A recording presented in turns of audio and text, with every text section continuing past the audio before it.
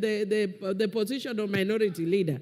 And Madam Speaker, this is totally in order, because if you see what the men do in this house, when they have gone outside there, they have negotiated with the president, and you see the men are the ones who are taking the CS positions. And I think we can sit here and watch them, and they come here and they are talking about also taking this position.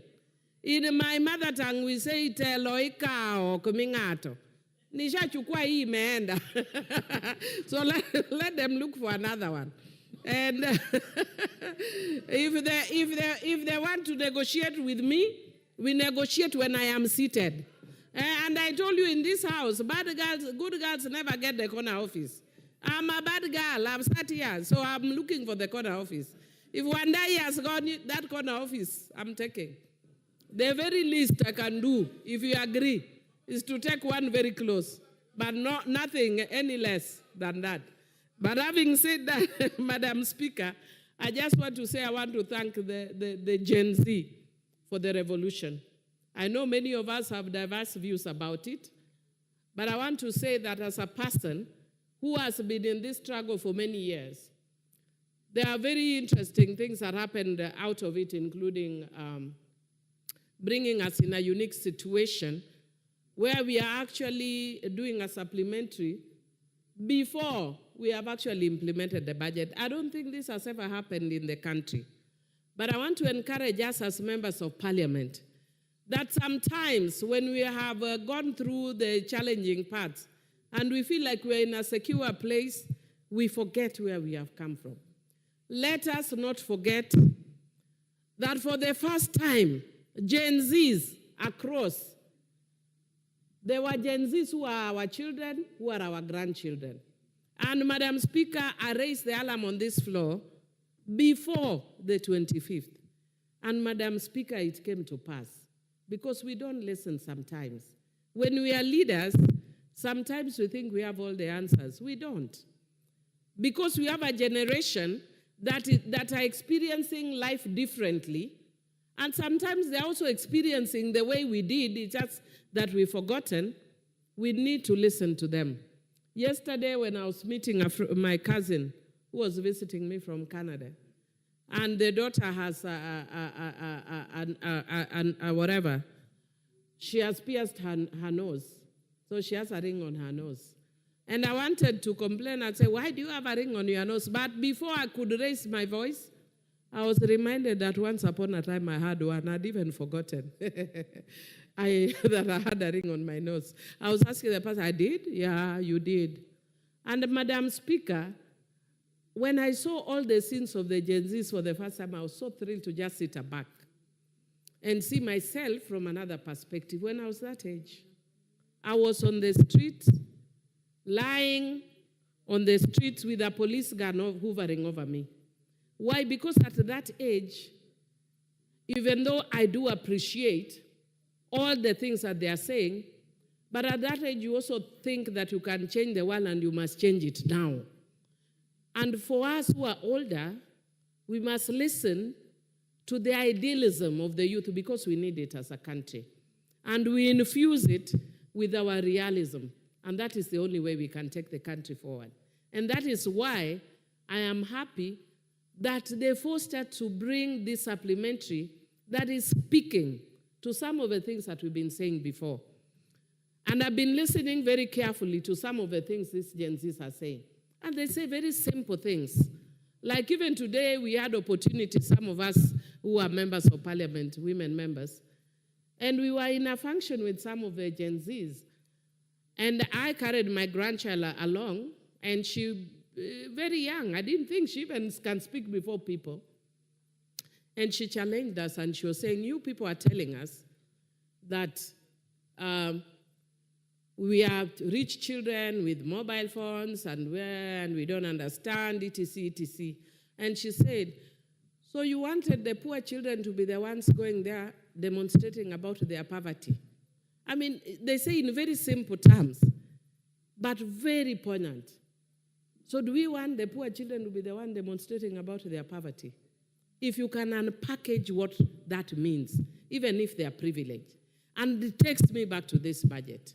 that whenever we budget, we don't do a realistic budget.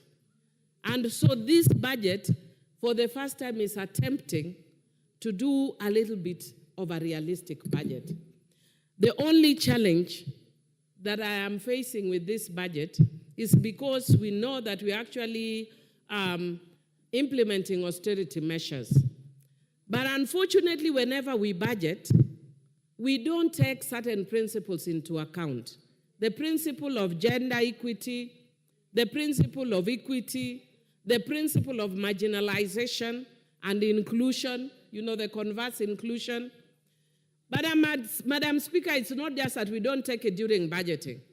We also don't take that into account during budget cuts. So who do we look for? The same way that the men are dishing out these seats to themselves. It's the same way when the budget comes, we start slashing things that have to do with women, that have to do with the children, that have to do with youth. And I've actually pointed it out to my budget committee. And I'm glad that our committee has listened and has returned some. But we want to encourage you men, please, listen to us. This country is not about you alone. There are other people in this country. There are women in this country. And so whether you are budgeting, whether you are doing cuts, can you look at how it impacts on women, on children, on the youth, on persons with disabilities? And Madam Speaker, it is even embarrassing, and I'm glad we shared it, Bishop who spoke before me, that I was in a moral dilemma as we were moving out of here. And I went to get my bag in the lounge. And Bishop, together with Honorable Museo, told me, Honorable Millie, you are leaving us here. And I looked around me, I very quickly thought, because the groups were already coming. There were very many. And I looked around me, I'm like, okay, so where do I take them? Everybody was walking up the stairs. They are in wheelchairs. Where do you take them? So even in our own budgeting, when we are building this parliament, when we are looking at exits, where do the persons with disability go? And our budgeting never takes that into account. And that is why I hope we are not pushed into a corner only in 2024, and then in 2025, we go back to our bad manners. Let every budgeting we do look like it's a budget of crisis, because then we think of Kenyans.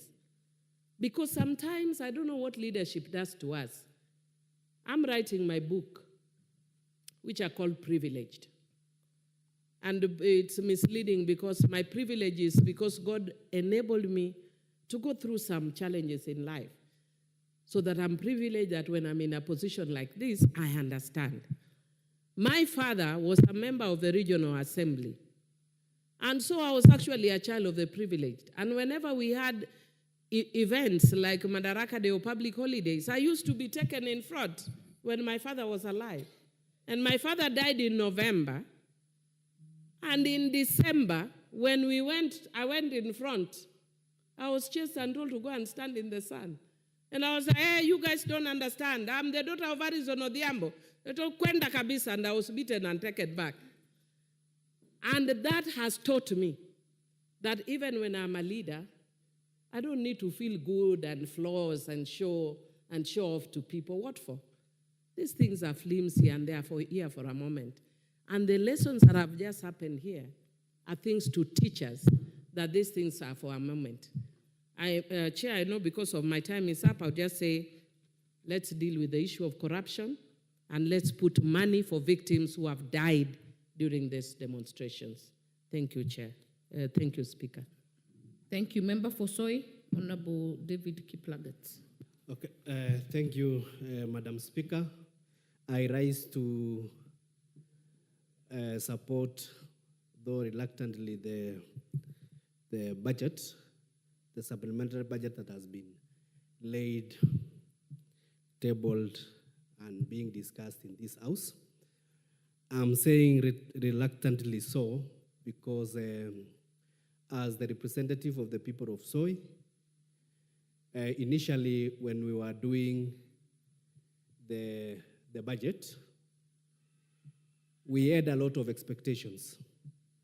Part of the expectations is that within our area of jurisdiction, the main problem that we seem to be having is the last mile connectivity, which is still between 35 to 30% thereabout.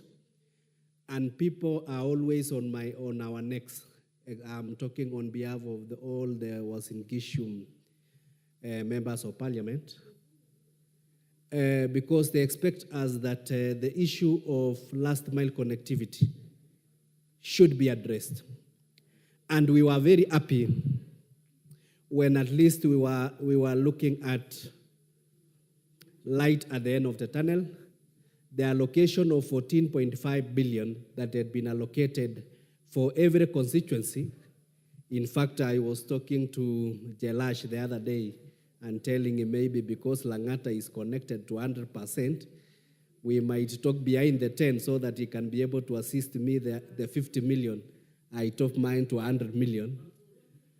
But due to what happened, which we all regret, the finance bill was withdrawn, and the revenue raising measures by government was a bit curtailed, and that one has affected the last mile connectivity. I'm calling upon the Budget and Appropriation Committee and the Energy Committee to still relook at the issue of last mile connectivity so that we can sacrifice other projects, we can sacrifice on the recurrent expenditure, and we try as much as possible to raise the 14.5 billion, which it was actually something we could take home and we could be able to discuss. But for now, I know my problem of connectivity within Soy constituency will still stand, and I am hoping that given there will be another supplementary 2 before the end of this financial year, that is something it should be considered.